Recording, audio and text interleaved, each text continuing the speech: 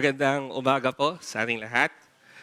As a sort of introduction para sa ating lesson ngayong umaga, we have here a picture of John Chrysostom, Charles Spurgeon, Amy Carmichael, Isaac Watts, and Abraham Kuyper. Mga may tuturing na spiritual giants at mga tao na nakarakterize dahil sa kanilang godliness at sa contribution nila sa kingdom. Pero bukod sa godliness, meron pa silang isang common denominator.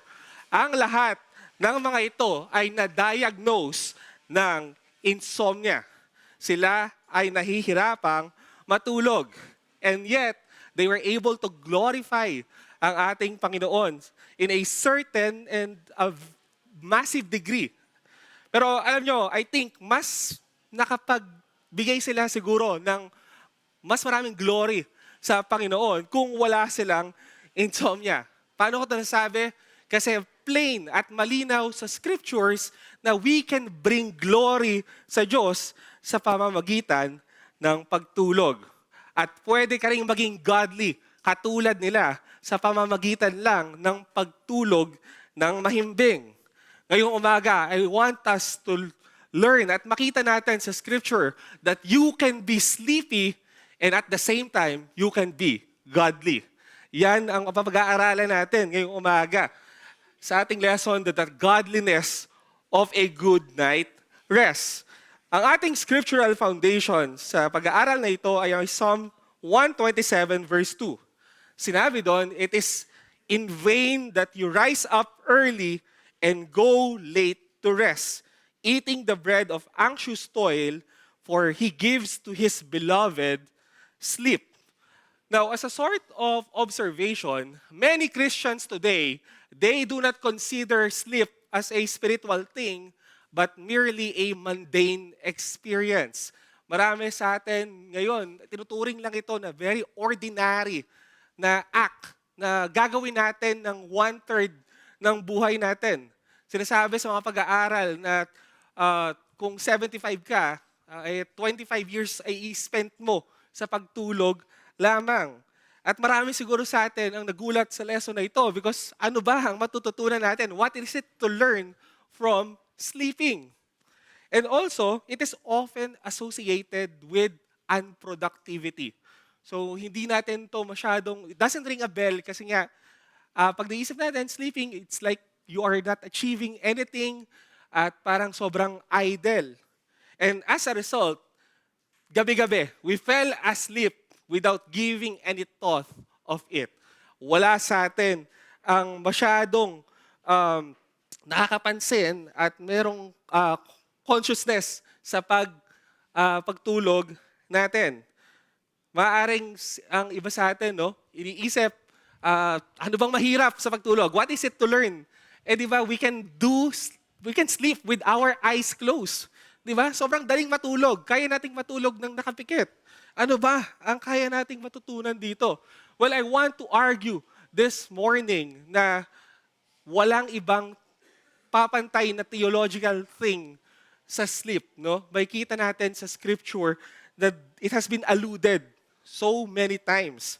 Sabi ni David Murray sa book niya na Reset, by the way, yung bulk ng study natin na magagaling dito, kay John Piper, Desiring God, at kay C.J. Mahaney, yung book niya na Humility. Listen to this. Sabi niya dito, few things are as theological as sleep. Show me your sleep pattern and I'll show you your theology. Because we all preach a sermon in and by our sleep.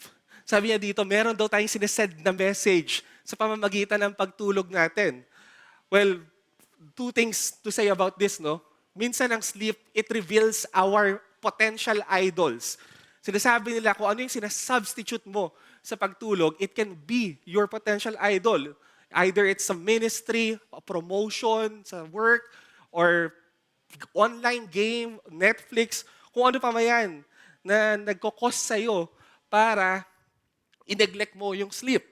Also, it is theological in a sense kasi nagsisend ka ng message sa hindi mo pagtulog. It seems like you are saying na ikaw ang bahala sa lahat sa buhay mo, na hindi mo ma-afford na magpahinga because up to you lahat ng mga bagay or concerns mo. Parang hindi ba ganun kalaki ang Diyos? Hindi niya kayang i-handle to. That's why I have to burn the midnight oil gabi-gabi para sa welfare ko. So like, I hope nakita natin that we are sending a message by simply sleeping. So ang question natin ngayong umaga is, what sermon are you preaching in your sleep? Anong message ba ang sinesend natin sa ating mga pagtulog? Now, I want to show to you paano pinortray ang sleeping in the Bible. Alam niyo ba na it is a human experience that is alluded and employed frequently in the literature of scriptures. Ilang beses in-address ang sleep na yun, ang ordinary act na ito. Una, it is usually equivalent of being lazy. Makikita natin yan sa Proverbs 6 verse 4 to 11. Sabi doon, give your eyes no sleep and your eyelids no slumber. Save yourself like a gazelle from the hand of the hunter, like a bird from the hand of the fowler. Go to the ant, O sluggard, consider her ways and be wise, without having any chief officer or ruler. She prepares her bread in summer and gathers her food in harvest. How long will you lie there, O sluggard? When will you arise from your sleep? A little sleep, a little slumber, a little folding of the hands to rest, and poverty will come upon you like a robber and want like an armed man. Makikita rin natin sa Proverbs na tinay yung sleeping sa poverty. Sabi doon, love not sleep, lest you come to poverty. Open your eyes and you will have plenty of bread. One more thing, ang sleep sa scripture represents spiritual apathy. Makikita natin yan sa Romans 13 verse 11.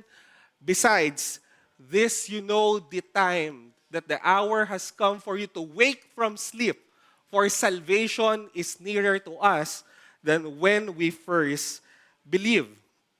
And then sa Ephesians 5 verse 14, for anything that becomes visible is light.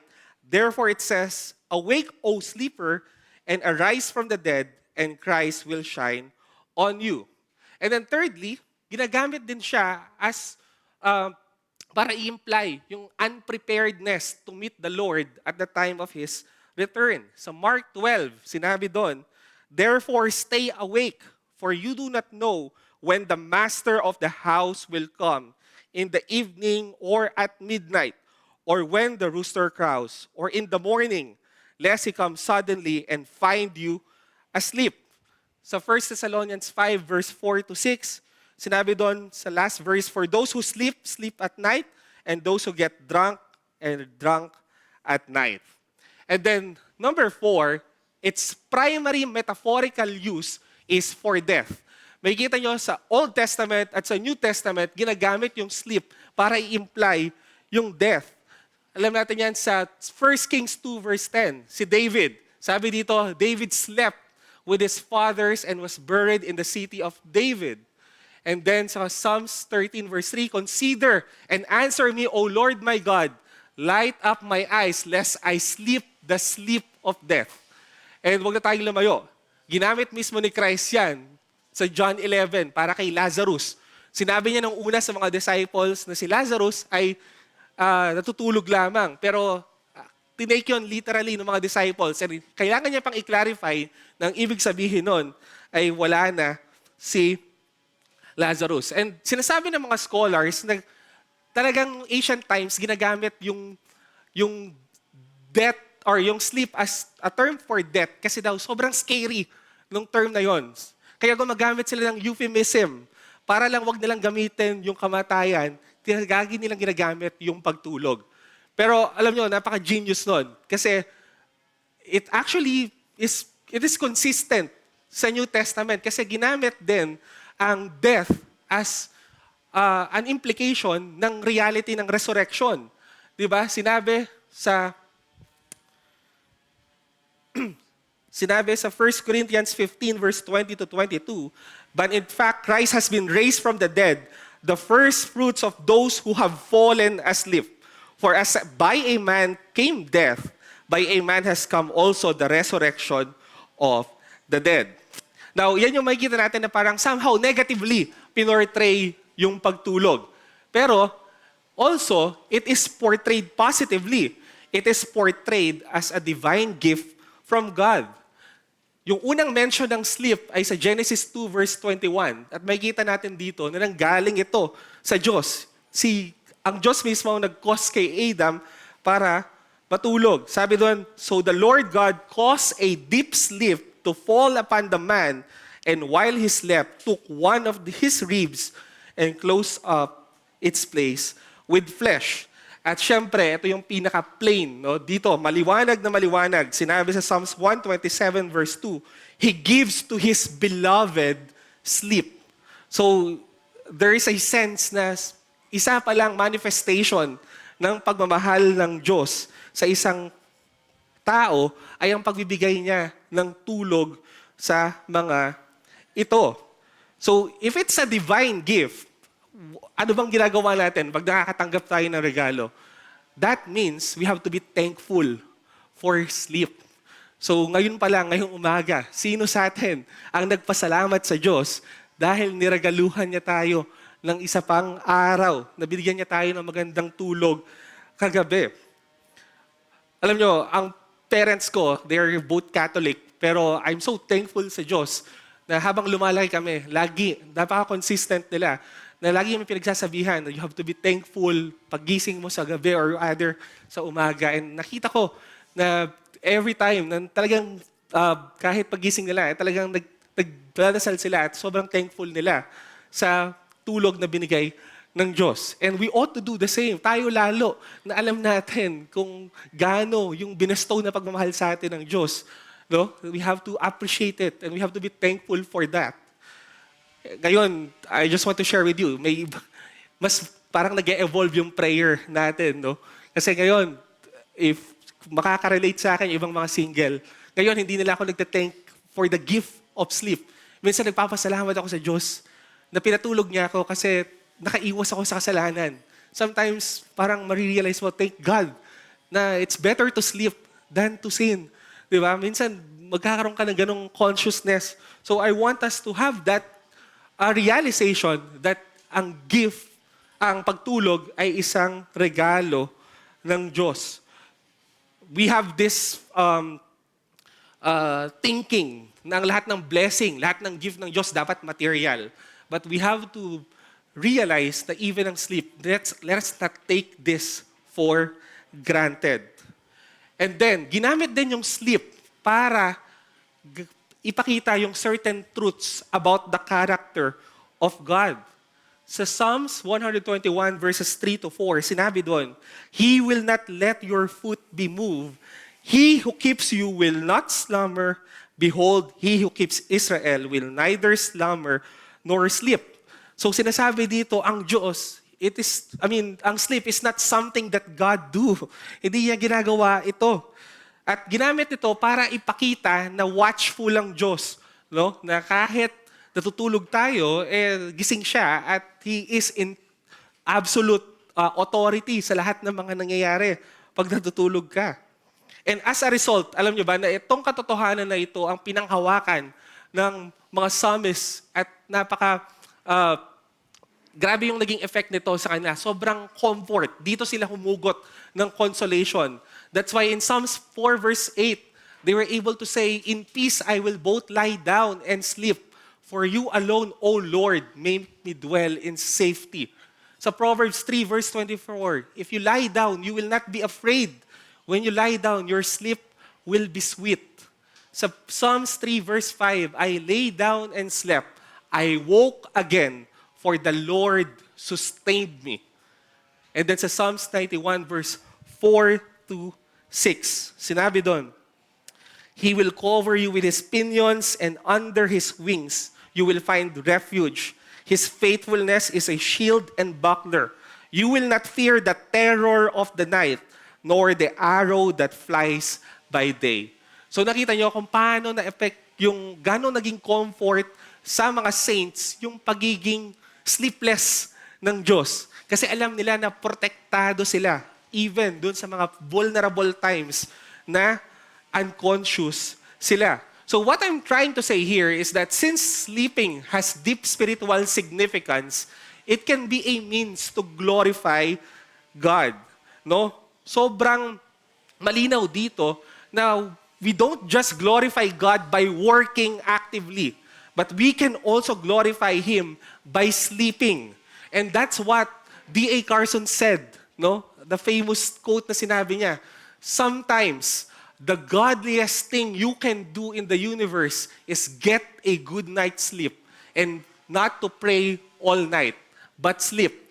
I'm certainly not denying that there may be a place for praying all night. I am merely insisting that in the normal course of things, spiritual discipline obligates you. Get the sleep your body need. So mamaya, ipapakita natin why nasabi ni D.A. Carson, ano yung truths na magbaback up? Bakit sinabi niya that it is one of the godliest thing that a saint can do sa lifetime niya? So, para sa section na to, as a conclusion, sleeping is one of the most glorifying act we can ever do for God. Now, let's proceed. Let's ask the question, what is godly in being sleepy? Ano ang maka-Diyos? Ano ang glorifying sa pagiging antukin or pagiging pagtulog natin? So first, we have to say that sleep is an act of stewardship.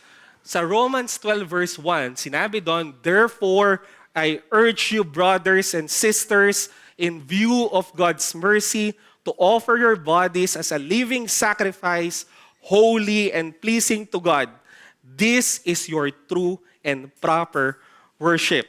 So one way daw na we can worship God spiritually is to present our bodies na healthy and of course spiritually, it both applies spiritually and physically. So, sinasabi dito na ang faithful living as embodied creatures entails na we have to take care of our bodies. Now, alam natin ang primary reason, bakit nga ba nagiging steward tayo, good steward tayo pag natutulog tayo? Because we know na maraming health benefits ang pagtulog. Sa isang sermon ni Spurgeon, sinabi niya dito, "Oh my friends, how thankful should we be for sleep? Sleep is the best physician that I know of. Sleep had healed more pains of wearied bones than the most eminent physicians upon earth. It is the best medicine, the choicest thing of all the names which are written in all the lists of pharmacy. There is nothing like to sleep." So mas marami daw na gamot ang pagtulog kesa sa mga doktor. Pag pupunta ka sa pharmacy, ang una daw na listahan, unang-una sa mga listahan ng gamot ay pagtulog. Ganto ka ganda or ganto ka beneficial yung pagtulog. And this is backed up by studies. Si Matthew Walker, sinabi niya, na ang sleep daw is a universal healthcare provider. Sinabi niya doon na sa pag-aaral, lahat daw ng mga sakit na mga deadly, like diabetes, or yung mga kahit sakit sa puso, they can be traced sa lack of sleep. Kaya nga doon sa book niya, ay in-infer niya doon that the shorter your sleep is, the shorter your lifespan. Sinabi niya doon na kapag daw after 16 hours, ang brain daw natin hindi na daw talaga siya nagpa-function. That's why kailangan niya ng mag-rest. And tignan nyo, yung prayer, listen to this, yung prayer ni John Piper, knowing in light of this truth, no, kung gaano ka-beneficial yung sleep. Sabi niya dito, I'm getting older. I regularly pray, Lord, give me a long life and ministry. Part of my role in the answering of this prayer is being a wise sleeper. For me, adequate sleep is not just a matter of staying healthy. It is a matter of staying in the ministry. I'm tempted to say it's a matter of persevering as a Christian. So sinabi niya na yung part daw natin sa prayer na gusto nating humaba ang buhay is we have to be a wise sleeper. And yung sinabi niya dyan sa dulo na it's a matter daw, kung gusto mo magtagal bilang Kristiyano is you have to make sure na hindi mo nina-neglect yung sleep. That's why And I know na lahat tayo, we have the same prayer. We share the same prayer like John Piper. And so, dapat we have to be a wise sleeper. Hindi po chinelas. Sleeper as in S-L-E-E-P-E-R. Now, the challenge is aim to serve God longer by sleeping longer. Napakasimple. No, gusto mo na ma-serve mo pa ang Diyos, maglingkod ka pa sa Kanya ng mas matagal, then try mo kong simulan sa pagtulog ng mas mahaba. Let's aim for longevity. No? Nakakatawa lang, pero di ba merong sikat na reel, viral na reel ngayon, yung nagsabi ng sumakses, di ba?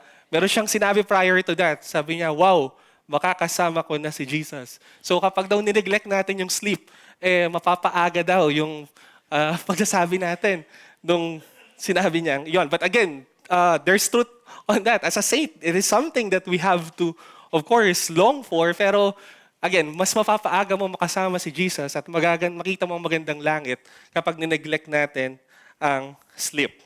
Now, secondly, bakit godly ang pagtulog? It is actually an act of humility. Nagpapakumbaba ka kapag natutulog ka pala. Kasi kapag pala pinipili natin consciously na matulog, we are saying that I am not God. I am not a creator. Bakit? Kasi katulad ng sinabi natin kanina, ang sabi sa Psalms 121 verse 4, He who keeps you will not slumber. Behold, He who keeps Israel will neither slumber nor sleep. So the mere fact na natulog ka, hindi ikaw ang Diyos. Sabi ni Charles Spurgeon, ang pagtulog daw natin is a daily reminder that you are not God. And alam natin na ang lie ni Satan sa atin, even time immemorial, kahit kay Adam at kay Eve, di ba? Ang lagi sinabi, ang lie kaya sa kanila is, you can be like God. Di ba? And sometimes we act like God. Kasi we think na hawak natin lahat ng mga bagay sa buhay natin. It seems like tayo, nakasalalay sa atin. Pero hindi. This is a reminder that you are just like an infant, no, na dinisenyo ng Diyos na gabi-gabi, babalik ka sa unan mo na para kang isang bata na, alam mo yun, parang toddler, no, dahil kailangan mong matulog. So, sinabi rin sa Psalms 46 verse 10, be still and know that I am God. Sabi pa ni John Piper, sleep is a parable that God is God and we are mere men. God handles the world quite nicely while a hemisphere sleeps. Sleep is like a broken record that comes around with the same message every day. Man is not sovereign. Man is not sovereign. Man is not sovereign. So gabi-gabi, para palang sirang plaka yung pagtulog, pinapaalala sa'yo na hindi ka makapangyarihan, mahina ka, at kailangan mo ng tulog. May sinagundahan niya ni Kevin DeYoung. Sabi niya, God made us to sleep so that every day He can remind us that He manages things just fine without us.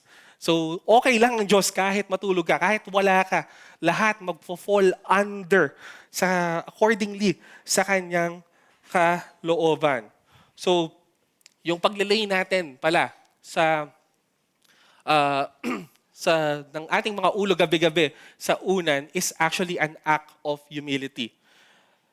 Well, this is actually comforting, I think, lalo sa mga parents, lalo yung mga newly born na mga anak, di ba? It seems like, akala mo sa'yo nakadepende yung proteksyon ng anak mo. Na tingin mo, pag nalingat ka sa gabi, mag-aalala ka na pwedeng anong mangyari sa kanya.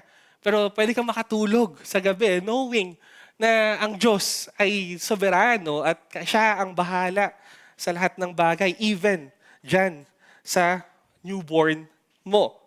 Also, it is an admission of our creatureliness that we are very limited, fragile, and weak.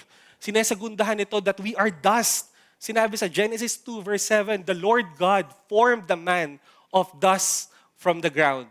And also sa Psalm 90 verse 3, return to dust, you mortals. So, lagi tayong nare-remind ng ating creaturely limitations dahil sa pagtulog. Maganda yung sinabi ni Christopher Ash sa Zeal Without Burnout. When God signed you and me for His team, He knew He was not signing another God. When you and I surrendered to Jesus as Lord, we did not offer Him the service of a divine or even semi-divine creature to strengthen His kingdom. We offer Him the fragile, temporary, mortal, frail life that He has first given to us. That is all we have to offer. God knows that.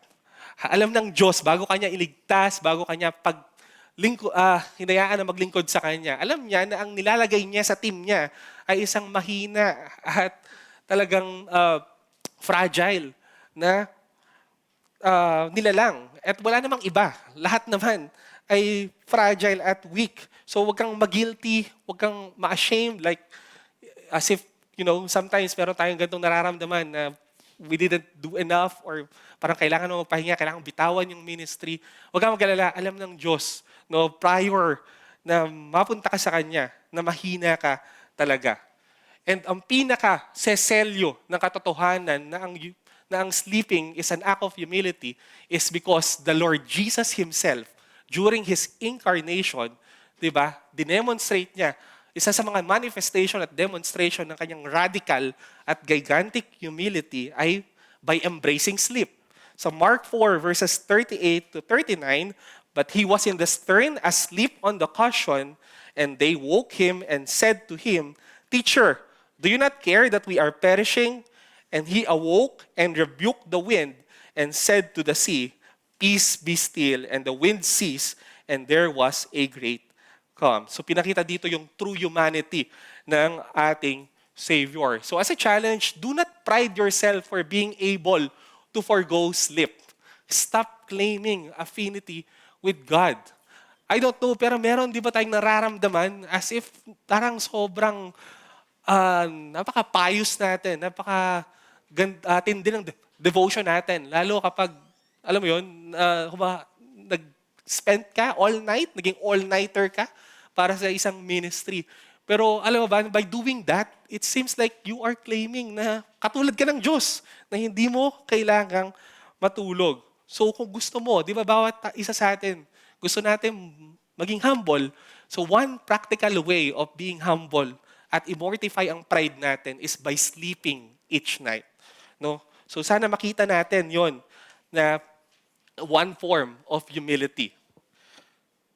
Sabi pa ni Christopher Ash, there's always more we can do in ministry. But God is not asking, can you do more? He is asking, do you love me? Some of those extras are always as vital as we think them to be. No? Marami tayong pwedeng gawin sa ministry, pero ang Diyos hindi naman niya inaas na gumawa ka pa ng marami. Ang tanong niya sa'yo ngayon is, do you love me?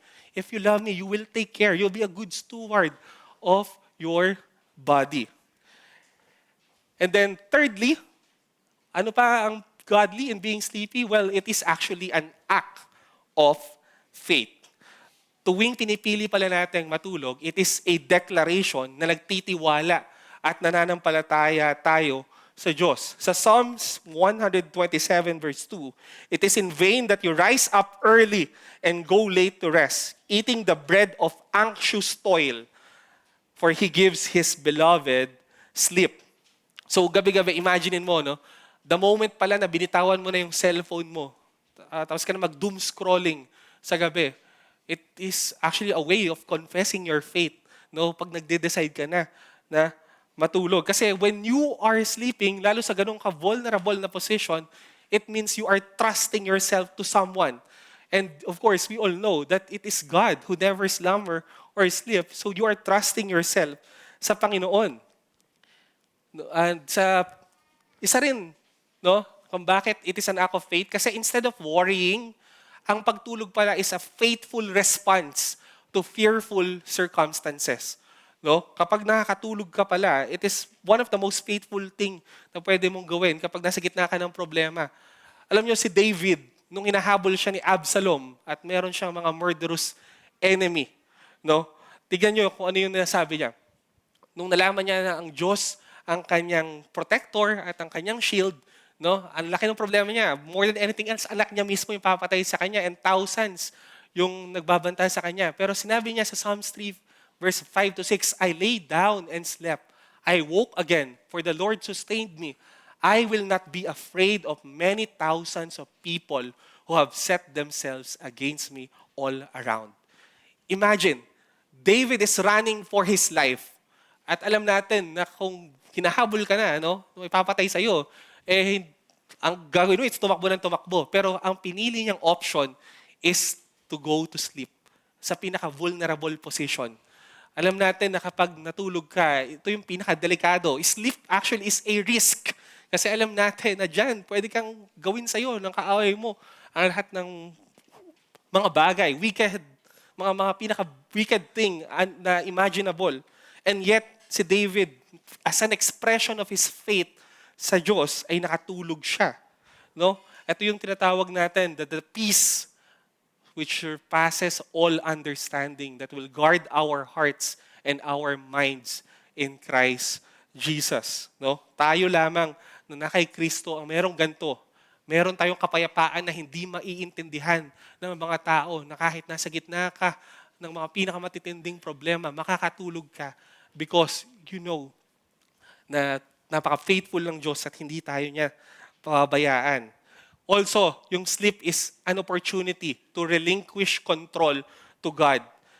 Dito pinapakita natin, no, parang sinasabi natin na we don't trust sa work natin. Mas pinagkakatiwalaan natin yung work ng Diyos.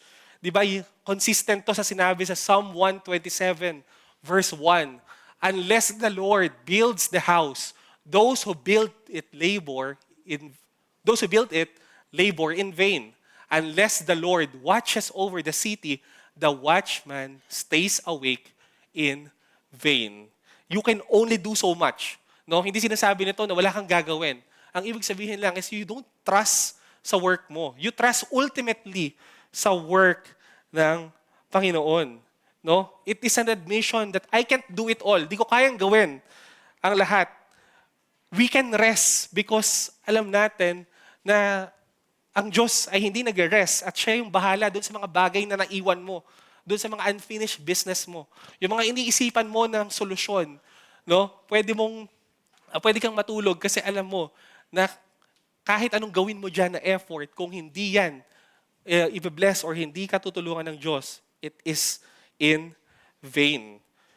And we all believe that Spurgeon says it best when he said, the sovereignty of God is the pillow upon which the child of God rests his head at night, giving perfect peace. So, sovereignty ng Diyos ang malambot na unan na hihigan mo gabi-gabi. Ito yung hinigan ng mga saints at ng mga faithful men nung unang panahon and up until now, hindi nagbabago. Nagbago yung brand ng unan mo, pero yung character ng Diyos hindi magbabago. Ito pa rin yung tunay na magko-comfort sa'yo gabi-gabi. Sa gitna ng magulong politika, sa gitna ng marami mong problema financially, perhaps you are unemployed. No? Ito yung magko-comfort sa'yo. Makakatulog ka ng mahimbing because alam mo na may soberanong Diyos na hindi pa rin niya gini-give up yung authority at sovereignty niya hanggang ngayon. Sa book ni Kevin DeYoung, na Crazy Busy, sabi niya doon, listen to this. That's the way God made us, finite and fragile. He made us to spend almost a third of our lives not doing anything except depending on Him. Going to sleep is our way of saying, I trust you, God, you will be okay without me. Have you realized, 1/3 of our life, gusto ng Diyos, wala tayong gawin, kundi matulog lang. That sends a message to us. No? It is a message to us na gusto ng Diyos, maraming portion or large fraction ng buhay natin, nakadepende lang tayo sa Kanya. Have you realized that? Diba? Ito yung gusto ng Diyos. Hindi masyadong fascinated ang Diyos sa mga late night na mga toils natin o yung early morning na mga devotions mo. Kesa dun sa mas naluluwalhati siya. I mean, ibig sabihin ko, mas naluluwalhati siya sa pagtitiwala mo sa Kanya, pagdedepende mo sa Kanya. And this is a reality na kailangan nating panghawakan. God can do far more in our sleeping than we can do in our waking. mas maraming magagawang mighty works ang Diyos sa pagtulog natin kesa sa paggising natin, no? What I mean is di ba? Alam natin kay Adam, natulog si Adam. Paggising niya, di ba, may bride na siya. Nandun na si Eve. Ang mga disciples natulog. Paggising nila, napagtagumpayan na ng Panginoong Jesus. Na-win niya na yung victory sa Gethsemane. So, what we are saying here is that God can do mighty works habang tulog ka. No? That is really our comfort na hindi nakadepende sa late nights natin o sa early mornings. No? Hindi siya masyadong impressed dyan. Ang mas nai-impress siya is yung peaceful trust that casts all anxieties on Him and sleeps. So, ang challenge natin dito is put your faith into practice each night by sleeping. No? Ipakita natin yung faith natin, practicein natin sa pamamagitan ng pagtulog gabi-gabi. May magandang kwento si Christopher Ash, no? Kasi si Christopher Ash is a pastor. Silang mag-asawa daw, meron silang rule sa tuwing gabi na kailangan sa bed, wala na silang pag-uusapan na ibang mga bagay. As much as possible, bago pumasok ng kwarto, and kailangan wala na silang problema ng church na pag-usapan. Pero hindi nila minsan na-help. No? So, kailangan pa siyang paalalahanan ng kanyang asawa. No? Si Christopher Ash, nung masyado siya nag-aalala sa mga members niya sa church, sinabi sa kanya ng asawa niya, remember, there is only one Savior of the world, and it's not you, and it's not me. God has already appointed His Messiah, and He did not appoint you. Di ba? And we find ourselves sometimes sa same position. Pag alam mo yung kapatid mo, dahil mahal na mahal mo yung mga kapatiran mo sa iglesia, pag alam mo na may dinadala silang problema, is as if parang gusto mong tulungan sila, na gusto mong i-improve yung situation nila. Pero you can only do so much. No? Hindi ikaw ang Messiah. Hindi ikaw ang Savior. Nag-appoint na ang Diyos, and it is Christ. So you can sleep also peacefully, knowing na ang Diyos ang bahala sa kanila. And then fourthly, sleep is a mark of a good conscience before God. So makikita natin sa scripture, ang peaceful sleep ay nakakonect lagi sa spiritual well-being. So pinapakita kasi na yung sleeplessness, lagi siyang associated sa isang tao na may guilty conscience. Di ba? Sa Psalm 6 verse 6, si David, no, napilitan siyang tumawag sa Panginoon in repentance kasi naka-experience na siya ng sleepless nights. Sabi doon, I am weary with my moaning. Every night, I flood my bed with tears. I drench my couch with my weeping. And then, sa Psalm 77, verse 4, you hold my eyelids open. I am so troubled that I cannot speak. So, yan yung mga isang sign, di ba, ng mga nakakatulog ng maayos sa gabi ay yung mayroong maayos na relasyon sa Diyos, and we all know na maayos din yung kanyang konsensya. May magandang sinabi sa Ecclesiastes 5 verse 12, no? Sinabi doon that sweet is the sleep of a laborer, whether he eats little or much, but the full stomach of the rich will not let him sleep. So ang context nito is yung mga mayayaman daw na hindi nakokontento, hindi sila makatulog sa gabi. Pero yung isang tao daw na isang marangal na nagtatrabaho, nakakatulog siya ng maayos kahit konti lang yung kainin niya o yung kahit marami.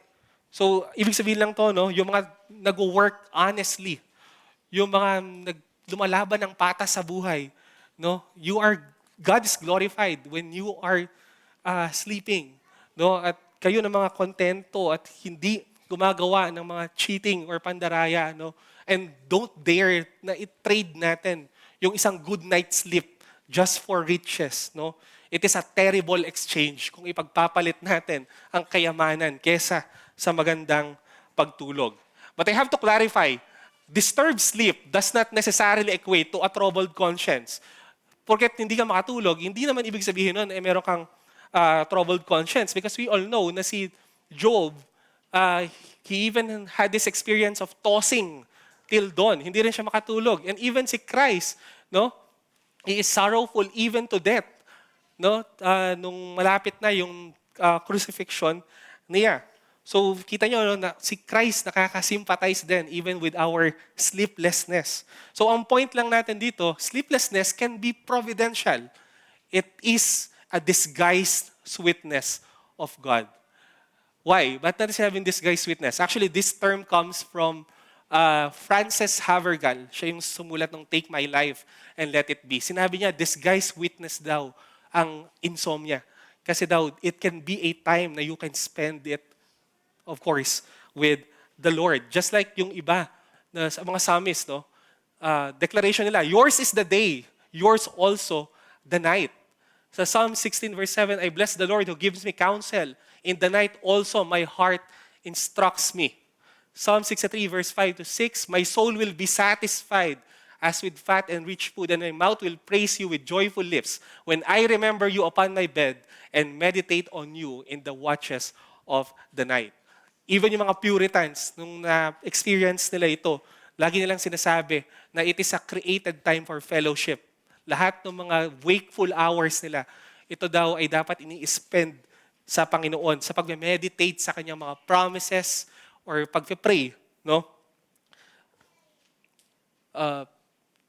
So ang challenge natin dito is do not waste your sleepless hours. Create time for fellowship with God. Huwag nating sayangin yung mga oras na hindi tayo nakakatulog. Dapat i-spend natin to sa Panginoon. Alam natin, napakadaling sabihin pero mahirap to. Kasi we all know, ang daming temptations and yung body mo, di ba, ayaw na gumawa ng mga ganong bagay, lalo sa gantong sitwasyon. Pero ang promise dito is kahit konti lang ang tulog mo, tomorrow, alam natin, sufficient pa rin ang grace ng Diyos. Di ba? Ang hope natin isn't in the perfect 8-hour sleep. Ang hope natin para maging malakas at kakayanin natin yung araw ng bukas is because of our faithful God na pwede nating masandalan. At ito yung pinaka-comfort natin. One day, because of Christ, our sleeplessness will be exchanged for perfect rest in eternity. No? Yan yung isa sa pwede nating maging comfort dito. Pansamantala lang yung hindi ka makakatulog because, again, you have perfect rest with Christ in eternity. And then, number 5, sleep encourages reconciliation. So, ang sleep daw, it is a reminder na kailangan mo daw makipag-ayos kahit kanino or sa others that you have to make amends with others to not give opportunity for the evil. Psalm 4 verse 4, be angry and do not sin, ponder in your own hearts on your beds and be silent. Romans 12 verse 18, if possible, so far as it depends on you, live peaceably with all. And ang pinaka gusto kong i-emphasize dito yung sa Ephesians 4 verse 26. Be ye angry and sin not, lest not the sun go down upon your wrath. So hindi sinasabi dito talaga literal na sunset, pero ang point dito is you have to make sure na you have reconciled or you have confessed it sa Diyos before you go to bed or urgent or kailangan ma-address agad ito. You have to prioritize your anger kasi daw, why? You will give opportunity for the evil. Sabi ni Christopher Ash, ito yung pangit kasi sa anger. Ang anger kasi, hindi siya nag-i-stay lang as it is. Mentras kasi tumatagal ang anger, it breeds and it is translated into sin or other sinful action. So hindi naman sinasabi dito na mali agad ang magalit. Of course, we have righteous anger. Merong mga bagay na pwede tayong magalit, especially if God hates it, no? Or merong valid or legitimate na mga instances that we can be angry. But there is a line na dapat hindi mo hino-hold yon for too long kasi binibigyan mo ng place or pagkakataon ang evil. So ang point lang dito, believers are to make dealing with anger a priority to avoid more sinful thoughts and damage to the church. No, ang context ng Ephesians 4 is doon sa iglesia, no? Na alam natin ang gusto ng evil is magkaroon ng division. Gusto nilang masira ang iglesia and by letting anger linger in your heart, no, ng more than 24 hours, no? I mean, not literally, pero ng matagal, is you are giving way para sirain ni Satan ang iglesia. Sinasabi lang dito ni Marshall Segal, isang reason bakit kailangan mo agad i-address yung anger is because kapag daw nakatulugan mo yan, it seems like parang wala na masyado yung, kumbaga nag-focus na siya ng hardened heart sa iyo. I like what Shane Pruitt said. Listen to this. Sabi niya, avoiding offenses is impossible. Leaving offended is a choice. So sa atin, lahat tayo, mga sinner, simultaneously sinner and saint dito sa iglesia, alam natin magkikiskisan at magkakaroon tayo ng problema. Pero hindi maiiwasan yon. Pero yung leaving offended pala is a choice. Pwede mong tapusin agad yung anger na nararamdaman mo o hinaharbor mo sa kapatid mo, no? By confessing it to God and by reconciling and forgiving that person. So as a challenge, resolve to keep short accounts and settle issues with our brethren as quickly as possible. So hanggat maaari, paikliin natin yung oras na harbor natin yung anger. Alam nyo, isa sa mga karakteristik ng Diyos, paano siya dinescribe? Sabi doon, His anger is but for a moment and His favor is for a lifetime. Diba? Saglit lang daw magalit ang Diyos. Mas righteous ka ba sa Diyos para pahabain mo yung galit mo sa kapatiran mo? Reflective ba ng anger mo, yung anger ng Diyos na nawawala, nagsasubside din? It's just for a moment. Di ba? And isang Puritan, isang bagay siguro na pwede natin matutunan from the Puritan is lagi nilang tinitreat ang sleep as if it is a rehearsal of death. So ini-imagine daw lagi ng mga Puritan na kapag nilagay na nila yung kumot nila sa kanila sa pagtulog is para silang nilalagyan ng lupa, no? So that means na nagkakaroon sila tuloy ng consciousness na kung ito na pala yung huling oras ng mga buhay ko, kung ito na pala yung huling araw ng buhay ko, bakit ko pa pipiliin na magkaroon ng conflict sa kapatiran natin? So it is something na I think, no, magandang i-adapt natin at para ma-minimize natin yung conflict. And then quickly na lang, 2 things lang to. When being sleepy is ungodly, kailan natin masasabi na parang it crosses the line na? No? Well, we can say na it crosses the line when it is used to avoid the work that has called us to do. No? Kapag yung ginagamit mo ng dahilan at pangpalusot yung pagtulog para hindi mo maiwasan or para maiwasan mo yung pinapagawa sa inyo ng Diyos. So alam natin yan, sa account ni Job, natulog siya dun sa ship, di ba? Kasi merong, sa kabila ng napaka-explicit na command ng Diyos, mas pinili niya na matulog para lang maiwasan yon. And even the disciples, di ba? Nung inuutos sa kanila ng Diyos, ng Panginoong Jesus to watch and pray, 3 beses, I suppose, no, nakita ng Panginoon na natutulog lang yung mga disciples. So, isa yon, no, na nagiging sinful ang pagiging sleepy natin kapag ginagamit na natin ng excuse para hindi natin sundin ang Diyos. So, let us endeavor to sleep more so we can seize every opportunity to advance the kingdom of God. Sinabi, may isang song ang Bini. Sinabi ng Bini, no, na ang buhay ay hindi karera. And I guess may truth doon. Ang buhay is not really a marathon na dire-diretso ka lang na tumatakbo. Ang buhay pala ng isang Kristiyano, kailangan meron siyang hard rest, meron siyang hard stop, at meron din siyang hard work. No? Kumbaga, it's a marathon, pero yung allowed, yung pwede kang umistop ng matagal sa kalagitnaan. So I hope we can see that, no, na in order for us to serve God, is we have to, of course, have a hard stop minsan.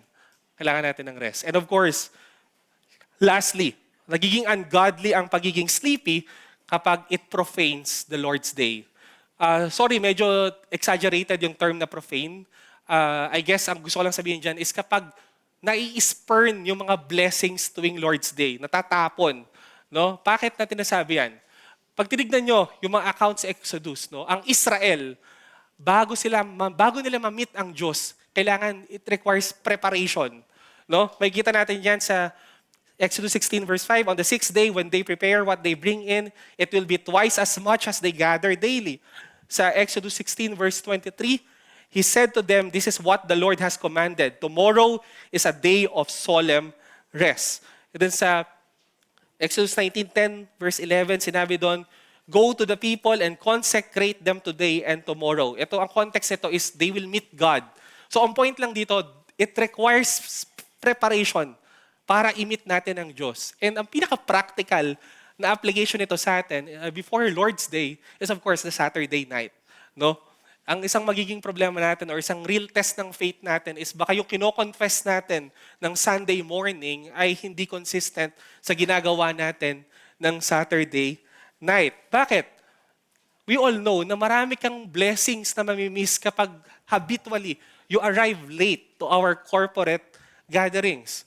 No? Pwedeng hindi mo mapakinggan ang buo yung sermon or hindi mo makamusta yung mga kapatiran mo, hindi ka ma-encourage kapag wala kang tulog at nag-cause yun ng pagka-late mo. And of course, God does not want us to enter His assembly na meron tayong distracted minds, na yung minds natin are dull at meron tayong mga weary bodies. Kung ang isang tao na minimit mo or boss mo, di ba, hanggang maaari, pag hinarap mo siya, you are doing your best, may tulog ka at maayos ka. How much more the triune God, the King of Kings na imimit mo sa sa worship service, no? And we dare to have this mind na sobrang distracted.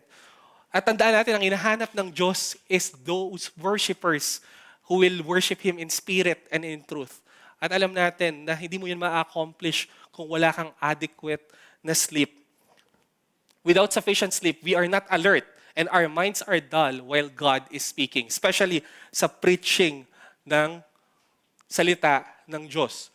Sinabi ng isang Puritan, wala daw prisoner na aantok-antok pag humingi siya ng tawad. No? And I think it applies to us. Tayo, na sobrang sinful the whole week, di ba? At humingi ka ng tawad sa Diyos pero tinutulugan mo lang siya. It's parang sobrang, it's very erroneous. No? Romans 10 verse 17, we know, so faith comes from hearing and hearing through the word of Christ. Real quick lang, maganda yung sinabi ni Ken Ramey sa expository listening. Sinabi niya dito that preaching is not a one-sided endeavor. It is a joint venture between the preacher and the listener. So sinasabi lang niya dito na, di ba, tayo, ina-expect natin every Lord's Day. Ang taas ng standard natin sa mga preacher na dapat ready sila. Pero bakit sa atin ang low ng standard natin? No? Sinasabi niya dito na it is a joint venture. No? Para ma-bless ka, para makuha mo yung spiritual benefits ng preaching na yon, of course, you have to strive as well to listen dun sa sermon na yon. A Presbyterian pastor said, the sermon you miss is the sermon you need. No? Yung mga part daw ng sermon na nakatulugan mo, yun yung pinakakailangan mo. So, I hope this is something, something na pwede natin i-apply. No?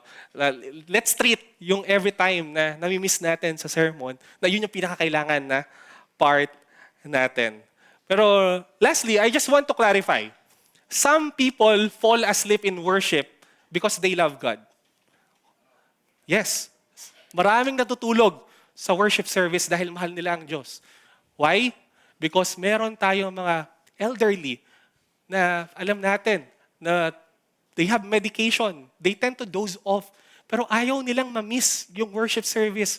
Mahal nila ang Diyos na kahit alam nila na yung constitution nila ay sobrang frail na. They would rather go kahit makatulog sila dito. Kasi naiintindihan nila yung concept na you don't have to neglect the meeting of one another. Meron tayong mga parents, no, na nag-alaga sa may sakit niyang anak nung gabi na dahil naiintindihan niya na malulus niya yung maraming spiritual benefits, kahit aantok-antok siya, pupunta siya sa worship service.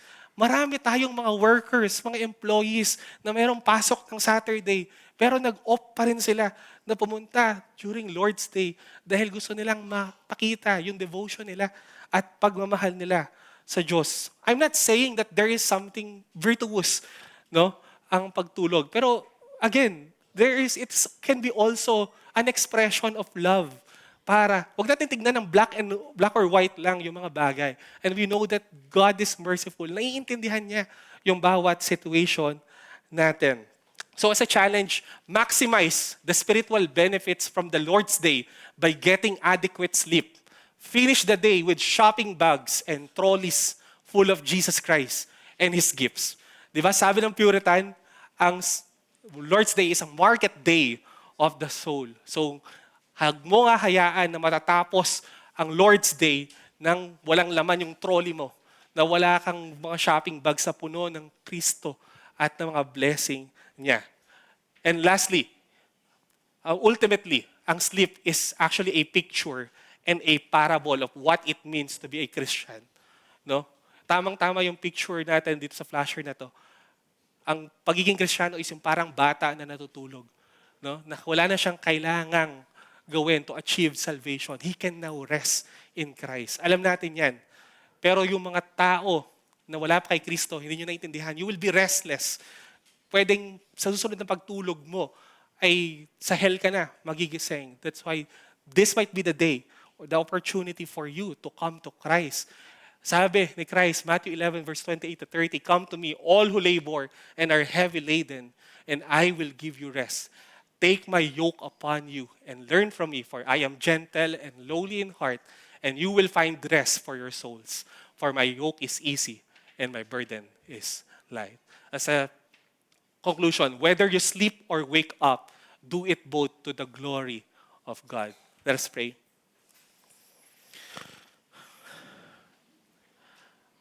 Our great Father, thank you so much for this lesson, Panginoon.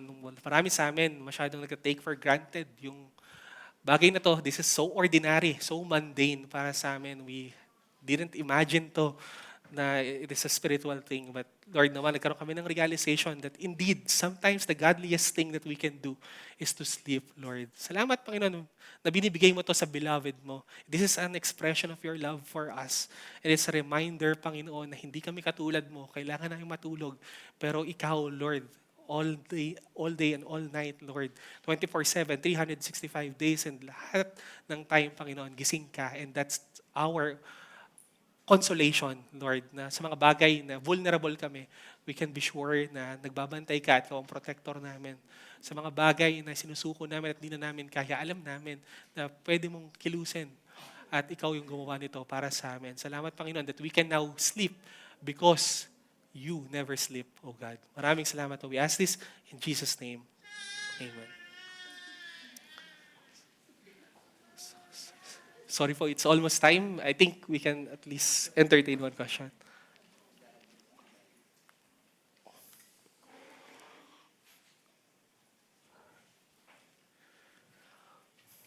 Brother Gids. Hello, sir. Thank you so much sa pag-encourage sa amin na matulog. Uh, given that you've emphasized, ito yung tanong ko, given that you've emphasized the spiritual value of sleep, I ask this not to embarrass you, pero how do you feel the amount of sleep you got last night impacted your ability to minister effectively today? Did it help you to be more effective in your teaching? And could you please share us a little bit of your approach, yung perspective mo? Lalo na kapag may teaching, ano ka? Hindi. Siguro, just to share. Sorry, masyadong personal, pero I only had 2 hours of sleep. Pero I believe that it is providential. In a sense, may moment sa kagabi na talagang sabi ko, it is out of my hands. I have to surrender. Ito na lang talaga yung kaya ko. So I think it is something na very essence of pinag-aralan natin. It is a means of surrender, of trusting God. No? Lalo sa mga preacher, alam to, nasa naiintindihan nila to. No? May mga time na, grabe, akala mo, kumbaga, wala ka nang maisip, wala ka nang magawa, and bibitaw ka na lang, at pinagkakatiwala mo na lang sa Diyos. And that is the right thing to do. No? Hindi naman kasi up sa amin yung kung mabibless o hindi yung congregation. It is the power of God at ang Holy Spirit at the end of the day. So, yeah. Ay, tayo. See you. See you. Go. Oh. I'll see you. Maraming salamat po sa lesson. I was expecting na yung scientific side ang i-explain niyo. Na sleep is total rest. Isang bagay na kailangan talagang walang disturbances. Now, kagaya doon sa Old Testament kay Joseph, may mga dreams na nagpapahiwatig ang Diyos. His will, pinapadaan niya sa dreams. Now, may mga tao na ang pagkakaintindi sa dreams, a disturbance to sleep. Kasi hindi dapat na di-disturb yung pag-sleep. Do you think it's really an intruder in the tranquility of your slumber? Parang ganon. Yeah, pero, sorry, Tay. Pero sa Old Testament, we know na ginamit ng Diyos yung dreams para i-communicate, di ba, mag-communicate. And precisely because wala pang inscripturated word nun. And now, we don't have to anticipate na, God can still communicate sa pagmamagitan ng dreams at sa visions. Pero of course, may plain na nandito na yung scripture. No? So, I don't think, during that time, kung context po tayo ito ng Old Testament, again, ginamit ng Diyos yun para i-communicate yung will niya and yung mga messages niya. But now, eto na, hindi na natin kailangan maghintay ng mga dreams. No? So we can sleep well tonight. Sige po, that ends our lesson. Salamat po.